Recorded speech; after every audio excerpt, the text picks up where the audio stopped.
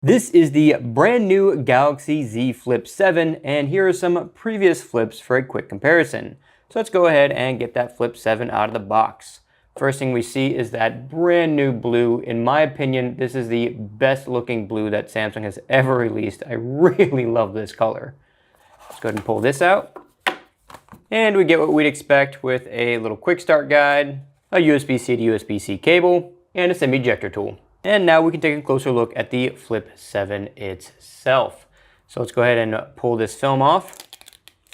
And one of the things that you can tell immediately by looking at this compared to the previous generations is that it is significantly larger. So the width of the device has increased significantly, but the height is still about the same. And for reference, this is the Galaxy Z Flip 5, which had the same dimensions as the Flip 6. The only difference is that these camera bumps are a little bit bigger on the Flip 6. Taking a look at the slimness, it seems about the same to me. I don't think there are any changes there. I think this is literally just a larger version of the Flip. Even comparing to the original Z Flip, the sizes are still pretty comparable in terms of thickness. But when I fold all the devices, you can see that the Flip 7 is thinner than all of the other devices in all dimensions, at least in the closed position. And it's especially noticeable in the hinge area because it used to have this wedge shape, but now it folds completely flat, which is something that had started with the Flip 5. So I'm going to go ahead and turn this on now, and we'll take a closer look at one of the biggest changes, which is the screen. It actually now fills up this entire space, which is certainly new for this generation of the Flip. And here's where we could really see that difference in screen size. You had this super tiny screen on the original Flip, and then when we got to the Flip 3, they made it a little bit bigger and a little more usable. On the Flip 5, they made a significant improvement to the screen size. And on the Flip 6, we now have a full screen device. This looks way more premium, way more modern than any of the previous devices. I love how the cameras are just kind of a cutout now, and the screen wraps all the way around them. And this is going to make it a whole lot easier to do more useful things on the cover screen versus the previous generations, especially if you're coming from something like a Flip 3 or a Flip 4. And looking at the inner displays, we can really see the benefit of that wider screen on the Flip 7 versus the previous generations. Because ever since the original Flip, the screen size has remained pretty much the exact same all the way through up until this generation. And it was really only those changes to the cover screen that were being made. And this is something I really want to point out here. You probably can see this in the video. If I turn it, you can definitely see it. Let me turn the screen off here. So this peeling is something that can happen on Flip devices, foldable devices in general. This was after about 6 months of daily usage. And specifically, this is the Z Flip 4. So it's a few generations behind the Flip 7. So hopefully Samsung has made enough changes to the screen that this doesn't happen anymore. But the screen's not actually broken here. This is just a protective film that you can actually remove. And it's a relatively common thing with Flip devices, generally speaking. Regardless, I thought it was worth pointing out. Alright, I ran out of time filming in the hotel that I was in, and now I'm back in the office to finish this video. So with all the phones open, another big thing you'll notice between these is the crease. So this is the original Z Flip. That crease in the middle was very noticeable. Like every time I ran my finger across it, was just annoying to feel it.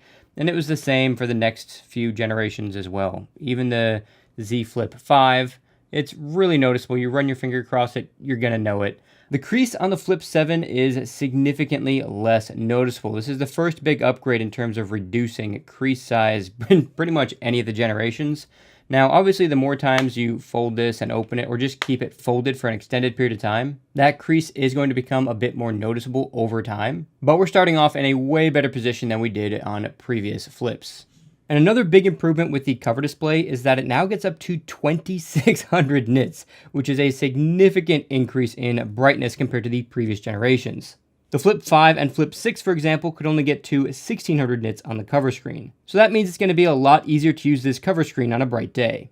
And besides the improved brightness, the cover display is now 120 Hz, which gives you a lot smoother motion. In terms of weight, the Flip 7 comes in at 188 grams, which is only 1 gram heavier than the Flip 5 and Flip 6, which have a significantly smaller screen. So it's awesome to see that Samsung added a lot more screen real estate with barely any added weight.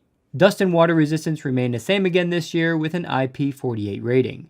Now let's do a quick speed test between the devices. And we're going to be using Wildlife Extreme because this is the most intense test that can be run on all 4 devices.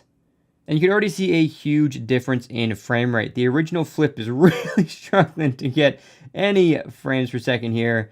And then the Flip 4 is still stuttering a ton. The Flip 5 is stuttering just a little bit. And the Flip 7 is clearly ahead. Looking at the results, we get what we would expect with the Flip 7 having the best performance. But what's interesting here is the Flip 5 to the Flip 7, it's actually not that big of an increase in performance, considering the Flip 6 would fit somewhere in between these 2 devices. So while there will be some performance increase, that's not going to be the reason to get the Flip 7 over the Flip 6. At least not for gaming. And now we're going to run a CPU benchmark. And a quick check of temperatures shows about 105 degrees on the Flip 7, a little bit less on the Flip 5, about the same on the Flip 4, and nearly 110 on the original Flip. Wow, we get some really surprising results here. The Flip 7 is worse than the Flip 5 in terms of performance right here. The other thing I've noticed too is that the Flip 7 screen is starting to dim.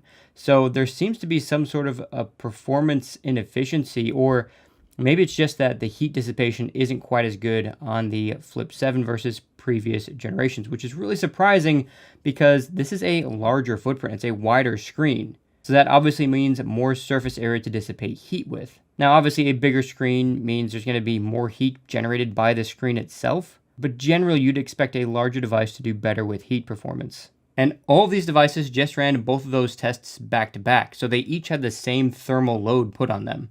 So just out of curiosity, I'm going to let these completely cool down, then I'm going to run the test again and see if that changes the results. Alright, all the devices have had a chance to cool down. Now let's go ahead and run the test again. So we have improvements across the board with the exception of the original Flip, which actually got a little bit worse, but it's still pretty close to the original result. The Flip 7 though saw a massive improvement with the reduction in temperature, but the single core score was still less than the single core score on the Flip 5. So I think it's important to bring in the Flip 6's score for a really good comparison to last year's models. So as you can see here, the average Flip 6 score was still better than the Flip 7, and the multi-core score was only a little bit less. And I think this comes down to the processor being used. So if I scroll down a little bit on these to the CPU information, you can see that the previous generations have all been using Qualcomm chips, specifically the Snapdragon chips, which are known to be incredibly fast and efficient chips. But this year, Samsung switched to an Exynos chip, specifically the Exynos 2500. And it's clear that the Exynos chips just aren't quite as good as the Snapdragon chips. Something else I've noticed with the Flip 7 is that it does seem to get hotter to the touch compared to the previous generations with the same workload. Now again, this is just preliminary testing over about a day or two, so that could change over time, but I think it's important to point out. Now I think this is another important comparison. This is the Fold 7 in my right hand with the Snapdragon 8 Elite chip, and here's how those scores compare. It's a really significant difference. Another big addition to the Flip 7 is Samsung DeX. This is something we have never had on a Flip device before.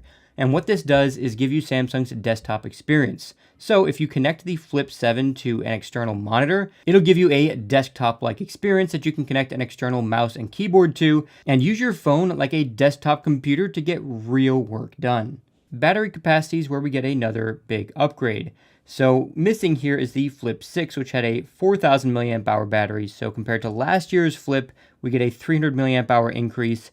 And compared to previous Flips, we get an even greater increase. And this is a significant enough increase in battery capacity that I think that we will see better battery life on the Flip 7, despite having a larger display. When it comes to the cameras, we don't get much of an upgrade compared to the Flip 6. So if you have a Flip 6, don't expect any difference in picture quality going to a Flip 7. But if you come from a Flip 5 or an older device, we now have that 50 megapixel main sensor, which will be a significant improvement over those previous generations.